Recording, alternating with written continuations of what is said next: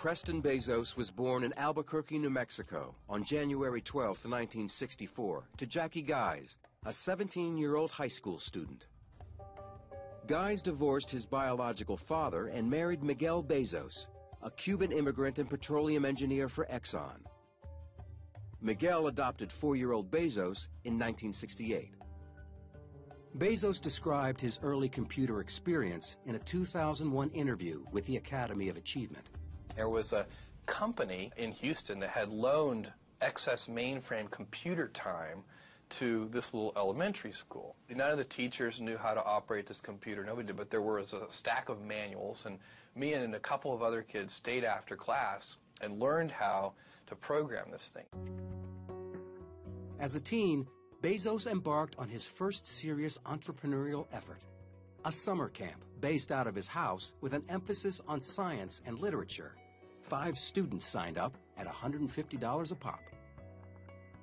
In 1986, he graduated from Princeton University, summa cum laude, with degrees in electrical engineering and computer science. Nicholas Carlson put it into a hedge fund named D.E. Shaw, and he didn't want to work in finance. He actually wanted to work in computer programming. But D.E. Shaw is a computer programmer, and the hedge fund is sort of built around algorithms and the type of technology that Bezos is interested in. It wasn't the only thing he found interesting. He came upon a statistic that just astounded him. He saw that the internet was growing at 2,300% per year, and he just became obsessed with this number. Studying the top 20 mail-order businesses, Bezos saw an opportunity. There was this technological tsunami that was arriving, that was going to disintermediate, that was going to create new distribution channels, reset economics, change the way we bought and sold. And the question was, which domain shall we apply it to? The answer was books, a commodity for which no comprehensive catalog existed. In July 1994, he quit his secure Wall Street job to pursue his dream, to create one of the world's first online bookstores. His first investors? His parents, who he talked about with the Academy of Achievement. You know, my dad's first question was, what's the internet? Okay, so he wasn't making a bet on this company or this concept. He was making a bet on his son.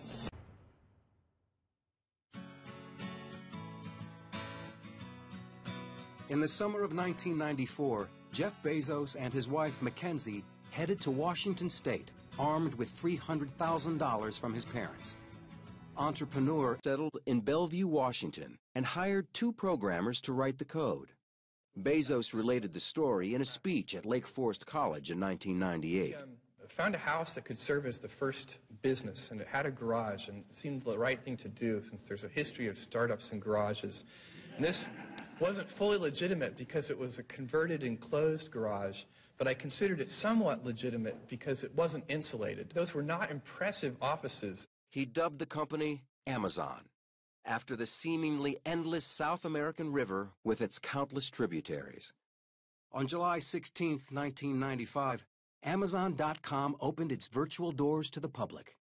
James Marcus was employee. Make it. Amazon.com was actually profitable in December 1995. It must have been for, about 1 hour.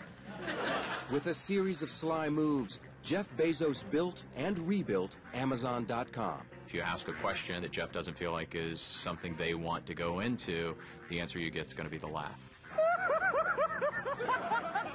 And he's laughing all the way to the bank. Jeff Bezos has been laughing all the way to the bank ever since 1995 till he became the richest man in the world with net worth of $120 billion. Thank you for watching.